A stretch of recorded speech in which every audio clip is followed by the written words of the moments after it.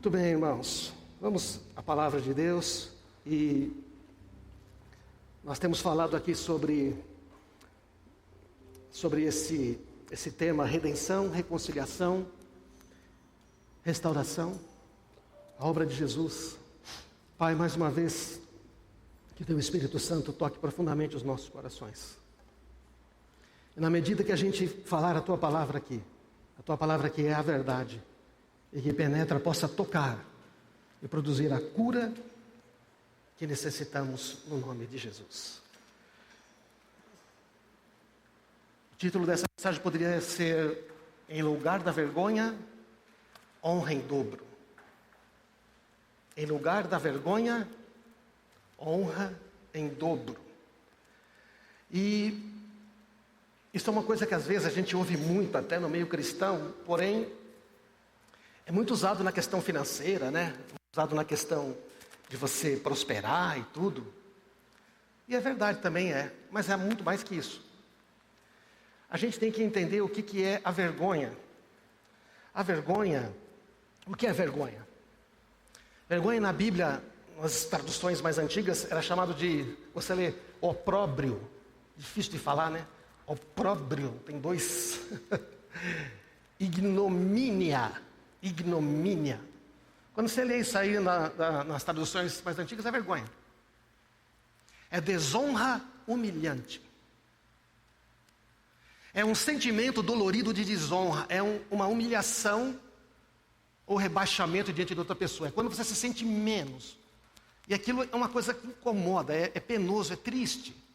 Isso é a vergonha. É aquele sentimento de insegurança provocado pelo medo. A vergonha é: não vai. Você não vai conseguir. Tem vergonha de falar em público. Você não adianta tentar, não faça. Não desiste, não é para você. Um outro sentido de vergonha está relacionado ao pudor, né? A consciência de si mesmo. Né? Uma pessoa que não tem vergonha na cara, que não tem respeito. Esse é outro termo que se usa em português. Na verdade, não.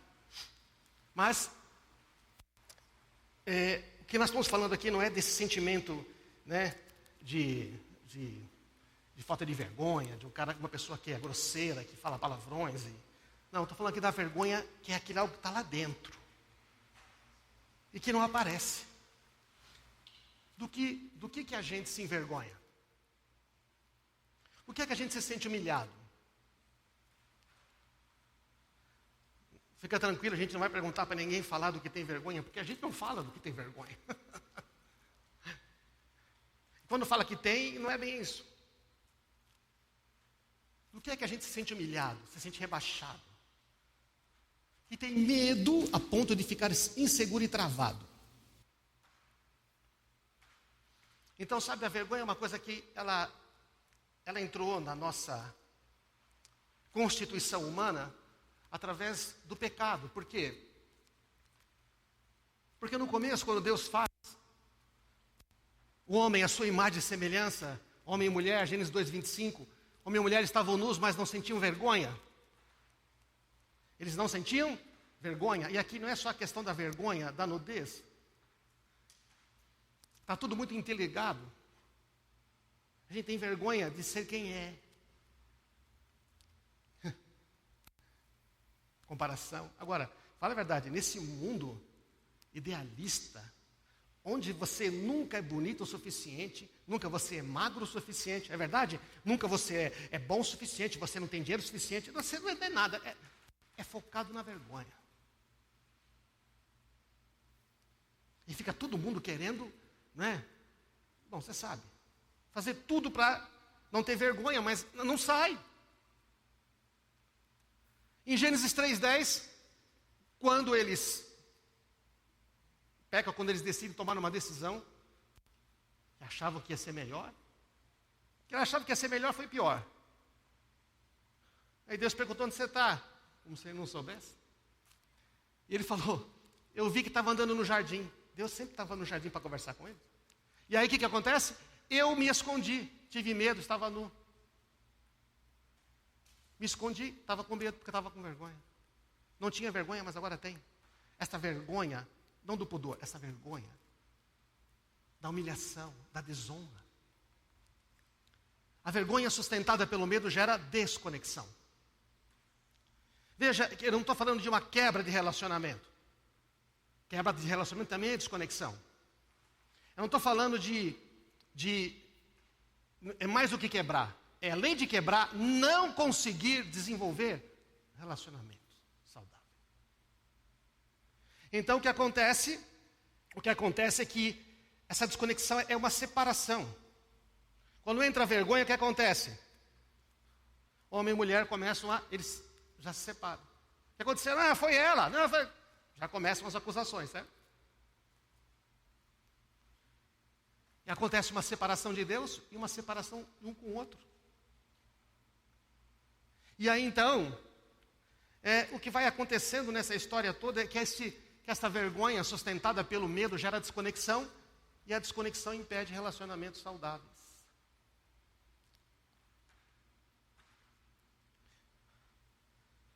A desconexão impede relacionamentos saudáveis.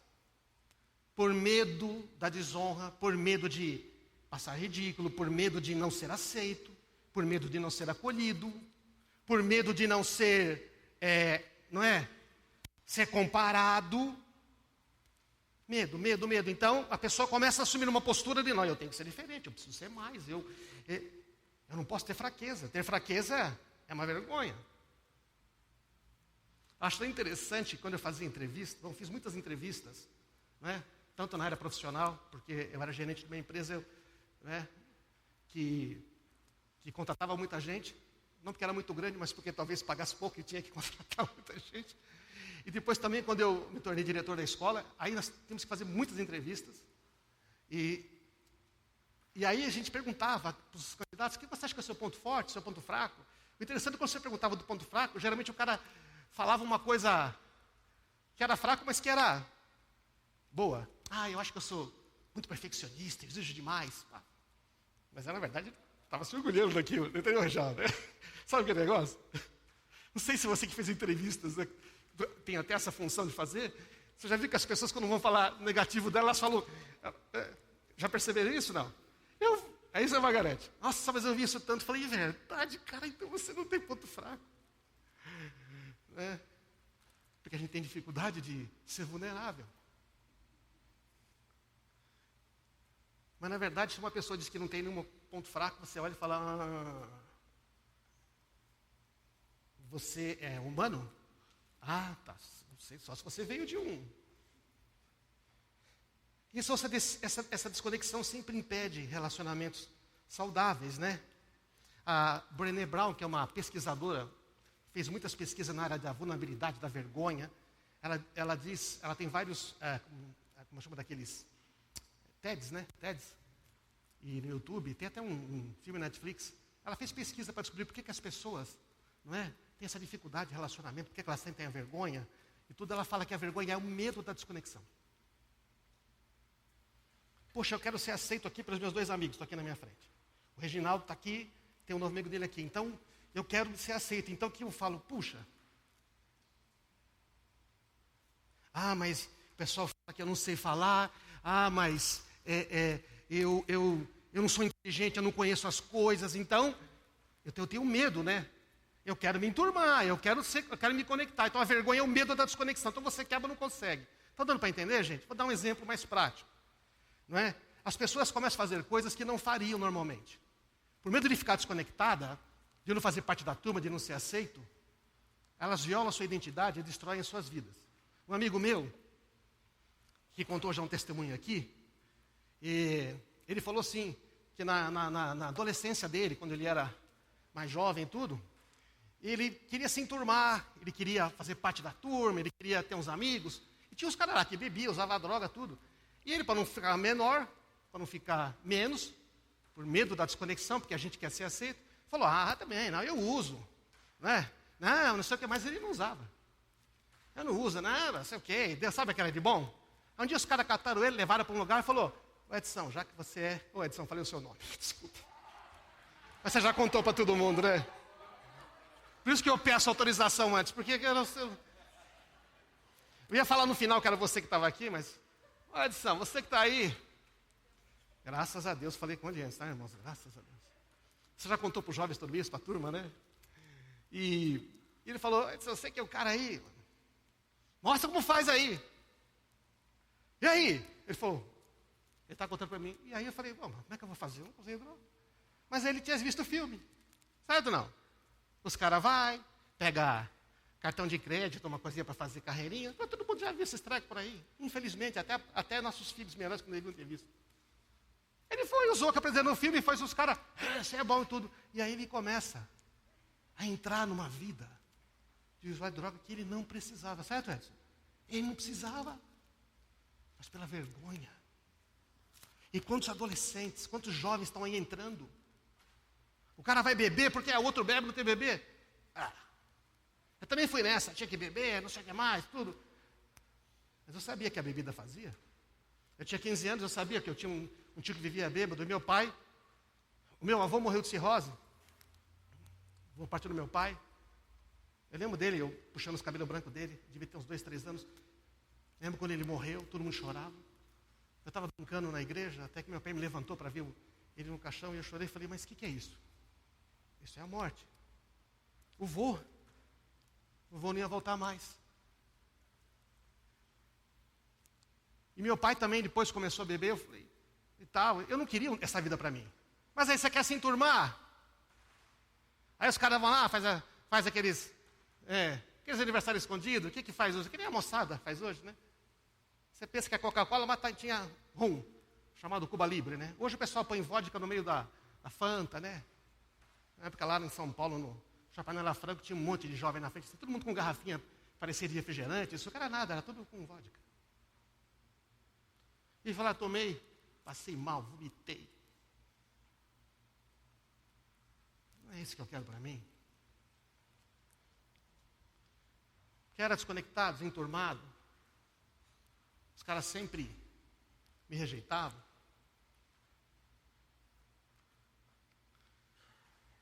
Então, por medo de desconexão, a gente começa a fazer coisas. A gente quer ser legal. E a gente começa a destruir a própria vida. Então, esse medo de desconexão destrói a capacidade de dar e receber amor. É como se você estivesse numa caixa de vidro, sabe? Há muitos anos atrás, né? Surgiu o filme do John Travolta, O Menino da Bolha. Né? Alguns estão rindo, está revelando a sua idade, entendeu? Que ele vivia numa bolha, e aí não podia encostar nas pessoas. A vergonha, você vive nessa bolha, nessa caixa de vidro. Sabe qual a dificuldade? A dificuldade que você tem? A dificuldade é que a gente começa a tentar viver dentro dessa bolha. As pessoas dizem que nos amam, mas a gente não acredita que a gente é amado. Não acredita que a gente é amado. As pessoas honram a gente, elogiam a gente, mas a gente fala, isso não é sério. Porque a vergonha é aquele sentimento que está sempre bloqueando receber amor. E também bloqueia dar amor. Não é? Então você se isola. Você vive no meio de muitas pessoas isolado. E interessante que a vergonha, ela não se manifesta às vezes como uma pessoa toda, tímida, não sei o quê, tudo. Não necessariamente. Porque você pode ser uma pessoa tímida, né, mais quieta, e não ter vergonha. Ser dominado pela vergonha, pelo sentimento de vergonha. E você pode ser extrovertido, falante e tudo mais, e você pode estar dentro de uma cadeia de vergonha. Estão entendendo? Você está lá, falante e tudo mais, mas assim, você sorri, cumprimenta as pessoas, vai na célula, você projeta uma outra pessoa que você não é. Que você quer ser aceito, você quer conexão. Só que nunca chega. Aí sabe o que acontece? Nunca é o suficiente. Nunca você se sente que você recebeu o merecimento o merecimento que você tinha, a honra que você precisava. Você não sente que você recebeu o agradecimento que você merecia, sente que você não recebeu o valor devido. A honra bloqueia, a vergonha bloqueia isso. Você nunca acha que está bom o que você fez, que está sempre ruim. Você precisava ter tinha que conquistar uma coisa maior, é uma casa maior, é um carro maior, é um emprego melhor. Você sempre acha que tem alguma coisa a mais porque não dá. E parece que a pessoa é um baita de um lutador, tudo. Não. Ele está sendo consumido pela vergonha. Ele não consegue saber que... Então a vida dele vai... A pessoa consumida pela vergonha, ela pensa nela o tempo todo. O tempo todo ela está pensando nela, do que pensam dela. Estão entendendo, gente? Então, não é? Aí, se fazem uma crítica para essa pessoa, nossa, mesmo que você tenta ajudar, ela já acha que você não gosta dela. Porque ativa aquele negócio de vergonha lá dentro. Então, a coisa fica muito difícil. Ou então você está sempre irritado com você mesmo. Está sempre irritado é com você mesmo. A vergonha está lá. Eu tinha um problema com vergonha, eu estava sempre irritado, muitos anos atrás. E eu tinha dificuldade de lidar com meu filho e tudo. Era uma questão de vergonha lá atrás. Com meu pai, num encontro que a gente fez de vida vitoriosa. Não é verdade? Deus foi curando. Depois de um tempo de busca de Deus, separei e falei, Senhor, fala o que tem aqui. Eu não tenho tempo para contar isso aqui, já contei outras vezes. E aquilo estava ali dentro, o problema era comigo. Mas estava afetando meus relacionamentos. Então, você está sempre mais perfeição, mais conquista. Né? Tem dificuldade por ouvir conselhos dos outros. Quando você erra, você odeia quando erra. Odeia quando erra. As pessoas falam, não, tudo bem, isso é normal, todo mundo erra. Mas você odeia quando erra. Por quê? Está lá dentro. Aí, essa vergonha vai invadindo a maneira de pensar, da gente ser. A gente lê a Bíblia, entende e gosta, mas a gente não desfruta de um relacionamento livre com Deus, com o Pai, com o Filho e com o Espírito Santo. Algo que você fez que Deus não perdoou. Como assim Deus não perdoou? Ele perdoou tudo. É você que não perdoou. Você não queria ter feito aquilo. A vergonha. Você não consegue abandonar ou vencer certos pecados ou vícios.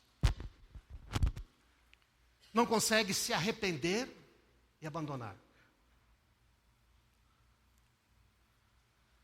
Eu me vi nessa situação que não conseguia vencer certos pecados. E eu já era cristão. E com o passar do tempo eu fui descobrindo que se eu quisesse vencer aquilo, presta atenção nisso, eu teria que me arrepender. Eu teria que perdoar aquela pessoa. Mas perdoar do íntimo. A gente perdoa assim, está perdoado. Não quero te ver nunca mais. Perdoado. Perdoado não me enche mais. Isso não tem conexão. O perdão envolve a reconciliação, a restauração de relacionamentos. Nossa, a pessoa não quer da sua parte, não tem mais nada.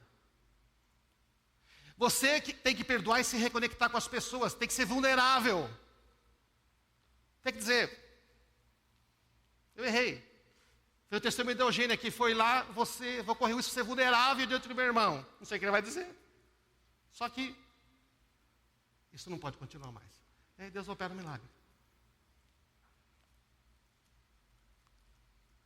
Você tem medo, você não quer. Então muitas pessoas, presta atenção, não experimentam a restauração na vida. Por quê? Eu teria que me arrepender, eu teria que pedir perdão. Não quer. A vergonha, então nesse aspecto, ela impede o arrependimento. Estão entendendo, irmãos?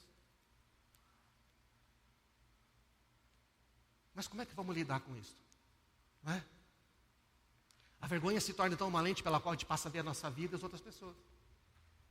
Nós estamos lá na bolha e a gente começa sempre a reagir. É uma vida reativa. Não é?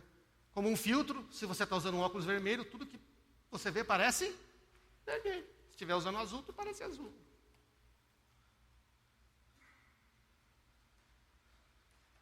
Mas foi lá dentro, aconteceu alguma coisa nas nossas vidas. Algo nos deixou assim. Eu não estou falando que não foi. Eu não estou falando que a responsabilidade é sua, ou de quem tem isso, ou minha. Quando a gente é criança, por exemplo, a gente não está preparado para certas coisas, a gente nem sabe como nos afeta. Nem quando é adulto. Só que nós temos que chegar uma hora e dizer, bom, eu tenho que reconhecer que eu não quero mais isso. O que acontece? Se a gente não trata com a questão da vergonha, o nosso ideal se torna Nosso ideal se torna querer ser uma outra pessoa, alguém que Deus não fez você para ser. Se eu não trato com essas questões, eu fico buscando ser uma pessoa que Deus não me fez para ser. Uma hora eu quero ser como uma, como ser como outra. Agora eu fico procurando, eu procuro referência, mas uma coisa é procurar referência, dizer, cara, eu quero fazer como o Reginaldo faz. Aí eu chego e falo, Reginaldo, eu não consigo. Como é que me ensina? Aí eu não tenho vergonha, eu estou vulnerável. Ah, mas se eu estou ali, não, eu preciso ser. E aí quando ele fala uma coisa, eu tenho que falar que eu sei mais que ele. Eu tenho que dar uma... Ou então eu me afasto. Porque a vergonha, quando não tratada, ela vai afetando a identidade. Aí, como é que nós vencemos a vergonha? Precisamos de restauração. Restauração não é reforma, tá? Não é aquela, como é que é aquele programa que passa na Netflix? Que tem os irmãos que reconstroem casa, aquela coisa toda. Não é aquilo. Não é uma reforma. Não é pegar uma coisa velha e dar um tapinha. Restauração, no sentido original da palavra, tá? É ter de novo a honra e a dignidade original, com a qual nós fomos criados. É restaurar a dignidade e a honra, porque Deus nos criou a sua imagem, a sua semelhança, para sermos filhos, e Jesus, ele efetuou redenção, que nós já falamos aqui na ceia, depois ele efetua reconciliação com o Pai, porque tem que haver primeiro reconciliação, perdão, e então o que acontece? Restauração. Nós recebemos de novo a dignidade, a posição de honra, para a qual fomos criados. Todos nós temos isso dado por Deus. E você tem a sua, não precisamos de ter do outro. Então, como é que isso acontece? Olha, Isaías 61. Está pequeno aqui, mas você pode acompanhar na sua Bíblia. Como é que a gente experimenta isto? O Espírito do soberano Senhor está sobre mim. Porque o Senhor me ungiu para levar boas notícias aos pobres. Enviou-me para cuidar dos que estão com o coração quebrantado, anunciar liberdade aos cativos, libertação das trevas aos prisioneiros. Para proclamar o ano da bondade, o ano da graça do nosso Deus, bondade do Senhor e o dia da vingança do nosso Deus. Para consolar todos os que andam tristes. Essa é a obra de Jesus, certo ou não? Isaías está profetizando sobre Jesus. E a dar a todos os que choram em Sião, uma bela coroa em vez de cinzas. Uma bela coroa ao invés de cinza, de algo queimado, destruído. Dar a todos os que choram em Sião uma bela coroa em vez de cima, óleo da alegria em vez de pranto.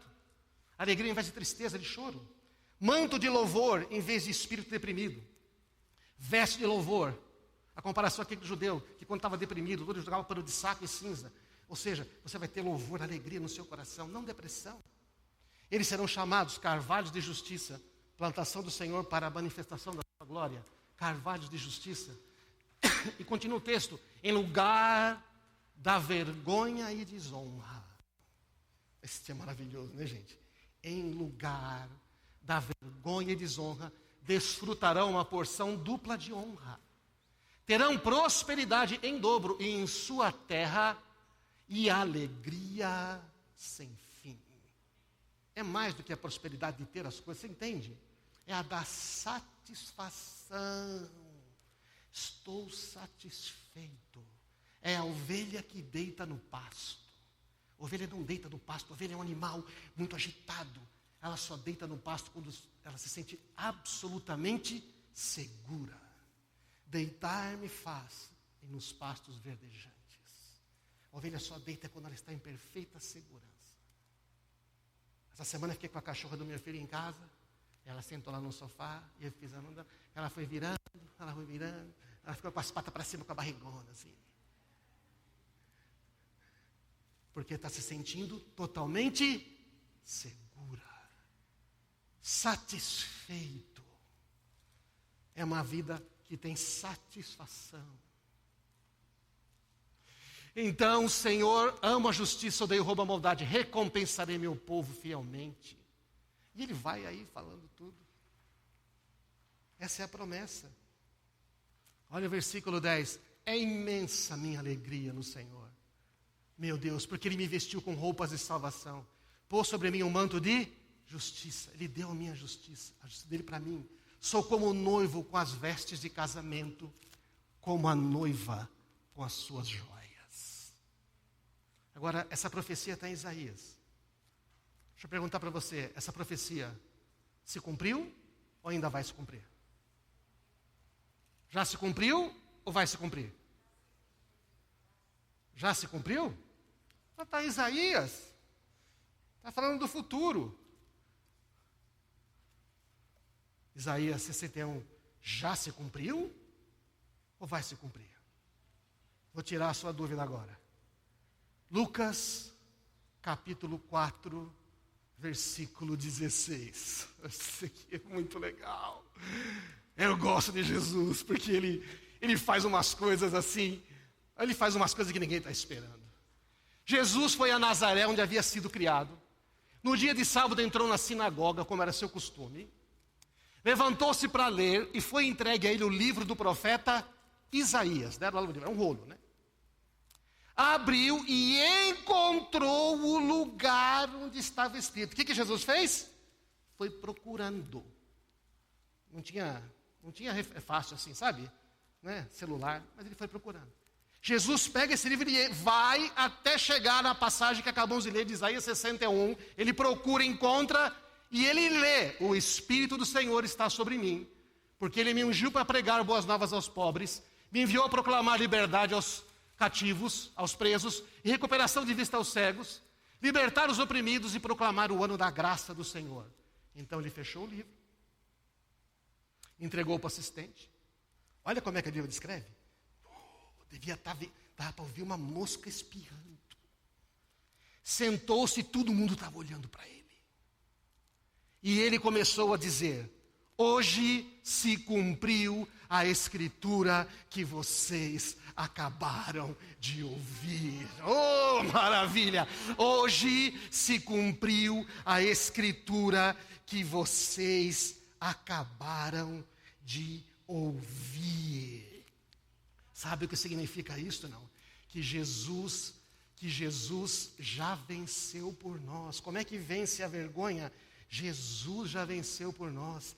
Ele, na sua morte e ressurreição, já nos restaurou a dignidade e a honra originais. Então, para ver essa restauração, primeiro ele fez redenção, morte, reconciliou. Deus perdoa todos os pecados. Deus estava em Cristo reconciliando consigo o mundo. E ele faz o quê? Por meio do seu sangue, ele faz a paz. Não existe nenhuma condenação para quem está em Cristo Jesus. Deus deu a nós a justiça do seu Filho. E agora, o que acontece? Não é? Ele venceu. Entende? O alfa e o ômega, o princípio e o fim, o primogênito de toda a criação, Ele, aquele que era desde o princípio, o verbo que se fez carne e habitou entre nós, aquele que viveu uma vida sem pecado, que venceu o diabo, venceu a carne, venceu as tentações, venceu o mundo, morreu, ressuscitou, e Ele sobe aos céus, Ele envia o Espírito Santo a todos aqueles que creem. Esse é Jesus, é isso que Ele fez, para a gente não ter mais vergonha, para não ter mais espírito angustiado, para não viver mais debaixo de vergonha. E Ele deixa uma promessa: eu vou voltar. E vocês vão viver comigo eternamente. Aquele que crê em mim, eu vou ressuscitar no último dia. E lá em Apocalipse diz que Ele enxugará dos olhos toda a lágrima, vai dizer: acabou o tempo, mesmo dos sofrimentos lá que você tinha, aqui minha presença real, não precisa nem de sol, não precisa nem de lua, não precisa, porque Ele é a própria luz, amém, irmãos? Então é esse Jesus que venceu, e Ele disse: hoje se cumpriu diante dos seus olhos esta escritura. Não é uma boa notícia para você? Sobe a banda aqui, por favor. Seja quem Deus fez você para ser. Quando Paulo estava numa situação difícil, ele falou: Senhor, muda isto. Deus respondeu para ele: a minha graça te basta. Meu poder se aperfeiçoa na fraqueza. Paulo, você não consegue? Eu consigo. César, você não consegue? Tudo bem. Você não tem que conseguir. Eu consigo. É demais. Não. Você vai vencer porque eu estou com você. Você percebe que é diferente? Então Paulo diz: tudo bem, não vou mais reclamar da minha fraqueza. Ah, mas ele é Paulo. Não, não. Ele tinha uma das maiores vergonhas. Ele perseguiu a igreja, ele matou pessoas. Ele dizia: eu fui dos pecadores o principal. Mas Paulo diz: eu tenho a graça. Fiz mais do que outros, não eu, a graça de Deus em mim. Ele tem a medida exata de quem ele é. Ele não precisa se arrogar. Ele não precisa ficar fazendo afirmações o tempo todo de quem ele é. Ele sabe quem ele é. Mas ele sabe que ele sem Cristo nada é. Amém? Esta é a beleza da graça. A minha imperfeição, as minhas fraquezas, não são motivo para vergonha. Eu posso dizer: não sei. Eu posso dizer: me ajuda. Eu posso dizer: será que você pode fazer por mim? Essa é a beleza do corpo. Quando uma parte está com dificuldade, o resto carrega. Mas você tem que admitir que eu sou vulnerável. Tem que admitir que eu não sou tudo isso. Então eu sou livre quando recebo a graça para pedir perdão, para perdoar outras pessoas. Quem sou eu para não perdoar? Sou melhor que alguém? Mesmo que eu sou melhor que alguém? Quando a gente fala muito assim: eu sei que eu não sou perfeito, eu sei que eu não sou perfeito, a gente está querendo dizer: eu quero ser perfeito. Esquece. Quanto mais coragem eu tenho de ser quem Deus me chamou para ser, mais satisfação eu vou experimentar na minha vida. Então o convite hoje é: vamos abandonar a vergonha? Vamos nos arrepender? Vamos perdoar quem tem que perdoar? Vamos deixar de querer ser quem a gente não é? Vamos tentar de viver uma vida buscando algo que nunca vai ter? Vamos ficar de pé e vamos começar a experimentar a graça, o amor e a bondade de Deus.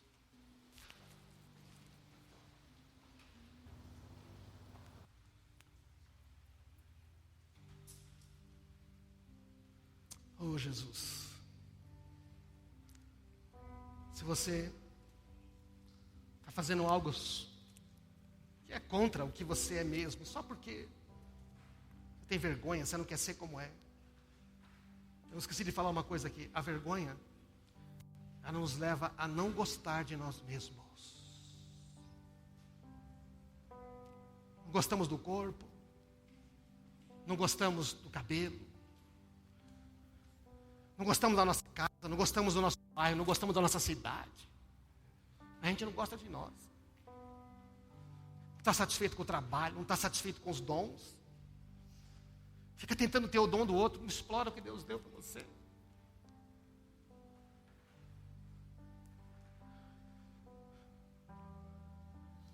A vergonha leva a gente a não gostar de nós mesmos.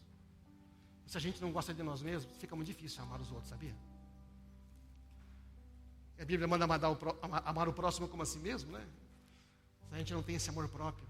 De onde vem esse amor próprio? De saber que Ele me ama. Que Ele me ama. E Ele me fez, Ele sabe o que Ele fez.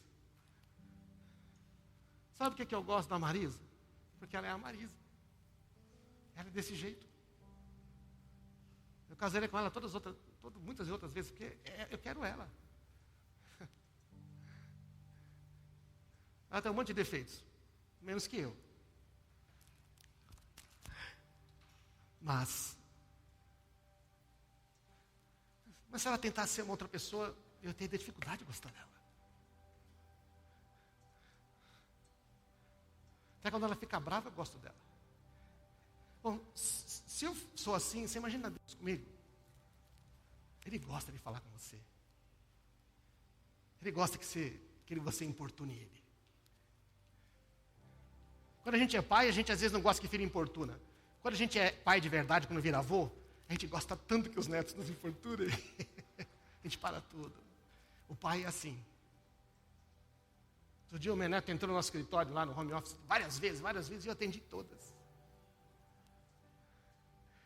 O pai dele que trabalha comigo já estava meio assim, eu estava tranquilo. Aí Deus falou para mim, você não se incomoda? Eu falei, não, eu gosto. Falou, eu gosto quando você me incomoda.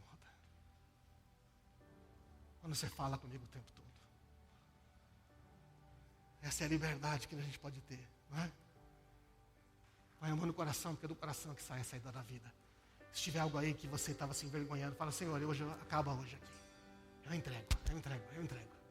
Eu entrego isso para ti, Senhor. Enquanto cantamos aqui, você vai orando.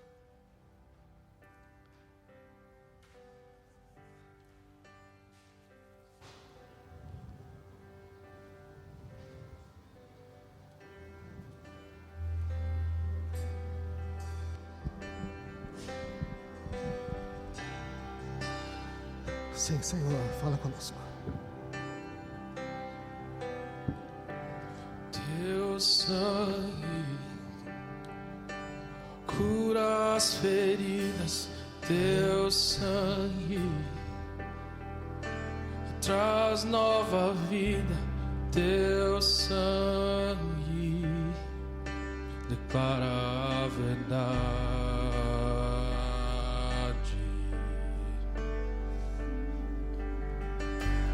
Teu sangue